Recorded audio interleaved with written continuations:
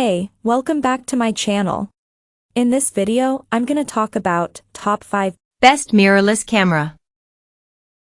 Starting at number 5. Panasonic Lumix S52.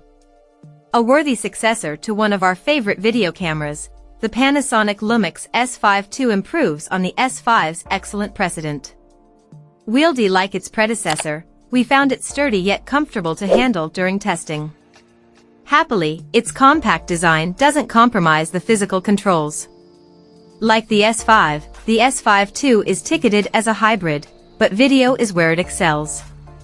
In our tests, we found its 6K/30p footage rich and detailed, with wide dynamic range. Its video chops are bolstered by 10-bit recording across almost all resolutions, plus the ability to record uncropped footage using the sensor's full 3:2 aspect ratio, useful for cropping content. The S52 is Panasonic's first mirrorless camera with phase detection AF for video. Combined with highly effective image stabilization, we found it produces sharp, stable video even when shooting handheld, although the 1.5x crop on 4K/60p video is a shame. It's no slouch for stills either. Contrast detection AF proved rapid and reliable, and the S52 demonstrated excellent noise control. Serious videographers will be drawn by the Lumix S5 IIX, while the Canon EOS R6 II offers more advanced subject detection. Nevertheless, the S52 is a fantastic hybrid for high-quality video. Coming at number 4. Fujifilm XS20. Taking all that made the XS10 one of our favorite mirrorless hybrids, the Fujifilm XS20 adds beginner-friendly features while still satisfying advanced users. Adopting the balanced body of the XS10, it handles comfortably. Our first impressions found that simplified dials make it easier for learners to operate. A new vlog mode, plus automatic scene detection and better subject tracking, also eases the way for beginners. By inheriting the 26.1 MP X-Trans CMOS 4 sensor from the XS10 and XT4, the XS20 benefits from a proven imaging system, while Fuji's latest X Processor 5 works efficiently with the bigger battery to extend longevity. The XS20 enhances things further by offering 6K/30p 4:2:2 10-bit internal video recording, which is more than most casual content creators will need. At number 3. Nikon Z6 II. For a long time, the full-frame Nikon Z6 reigned as our #1 camera. This successor remains an excellent performer, particularly for those looking to upgrade from Nikon DSLRs, but the Z6 II's modest updates mean it's fallen slightly behind the very best mirrorless cameras. It still comes highly recommended, though, thanks to its consistency in most areas, with the addition of a second X6 processor bringing a range of performance improvements that include a new 14 frames per second burst shooting speed.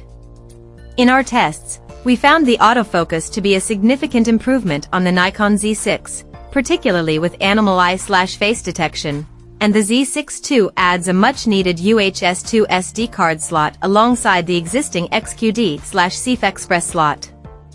Video does now lag slightly behind hybrid rivals like the Sony A7 IV.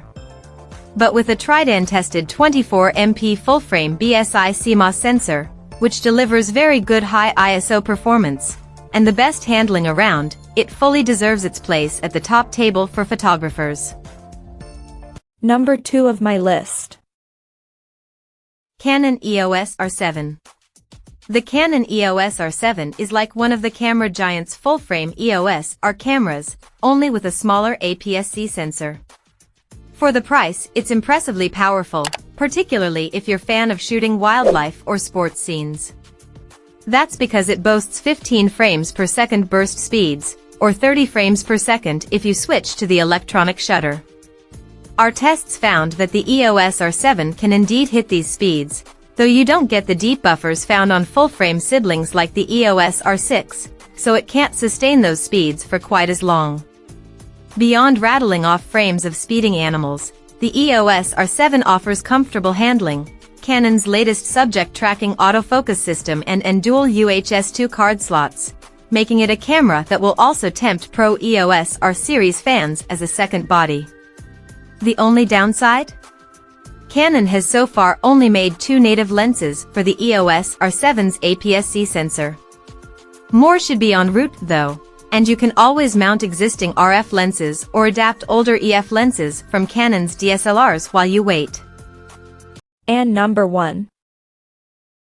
Sony A7 IV. The Sony A7 IV is a truly modern hybrid camera. It's overkill for beginners and more expensive than its stills-focused competition, but it's also a versatile workhorse for anyone who wants to shoot a mixture of photos and video. A price bump means it no longer occupies the same entry-level price bracket as its popular predecessor, but upgrades like 10-bit video and a Bion's XR processor make it a much more powerful option.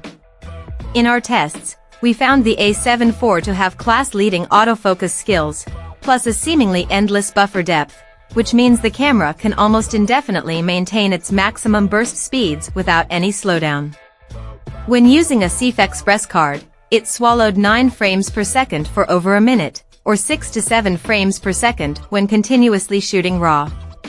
The A7 IV's new 33MP full-frame sensor doesn't dramatically improve image quality over the A7 III. The higher resolution also means fairly prevalent noise above ISO 6400, and there's a heavy crop on 4K footage. But as a complete package, the Sony A7 IV is a solid all-rounder which could be the only mirrorless camera you'll ever need. Check out this video description for latest price and more informations. Thank you for watching this video. Please subscribe and stay tuned.